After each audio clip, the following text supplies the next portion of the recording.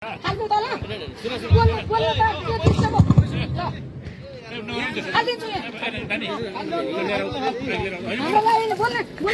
Mic लिएर mic पनि हामी नेपाली कांग्रेसबाट उपप्रमुख थियौं र अरू वडा अध्यक्षज्यूहरू हुनुहुन्थ्यो, कोही वडा अध्यक्ष एमालेबाट हुनुहुन्थ्यो, फुट थिएन।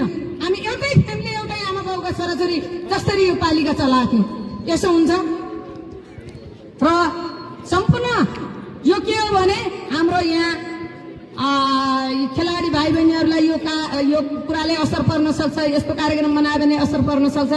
हामीले एकदम निरन्तर खेलका लागि हामी पनि हौं, हाम्रा खेलाडी पनि हुन्। हामीले जसरी पनि यो पालिकालाई उत्कृष्ट बनाउनको निमित्त सहयोग गर्नुपर्छ भन्ने भावनाले र पालिकाले पनि सहयोग गर्नुपर्छ, व्यक्तिगत पनि सहयोग गर्नुपर्छ। हामीले खेलाडी उत्कृष्ट कसरी बनाउने, जिल्लामा कसरी छनौट गर्न सक्ने, जिल्लाबाट बाहिर प्रदेशमा र अन्तर्राष्ट्रियसम्म बनाउनको निमित्त अहिले 2 जना युवाहरूको नाम यहाँ आयो त खेल खेलाउन सिक्यौं। हिजो अस्ति विनायकको पनि मैले हेरेको थिएँ, त्यहाँ नगए पनि कार्यक्रममा मोबाइलमा हेरेर पनि अलिकति व्यवस्थितै थियो। यहाँ अरूले बोलेको पनि देखिने, अरूले बोले पनि नसक्ने, अब गर्न पनि नसक्ने त्यो स्थिति छ। यसको निमित्त सम्पूर्ण आदरणीय नेतागणहरूले अनि यो कमल बजार नगरपालिका हाल्नु त ल बोल्नु त के दिन्छ म हालिदिन्छु माइक लिएर माइक अब किन बोलेको मञ्चमा बस्याउने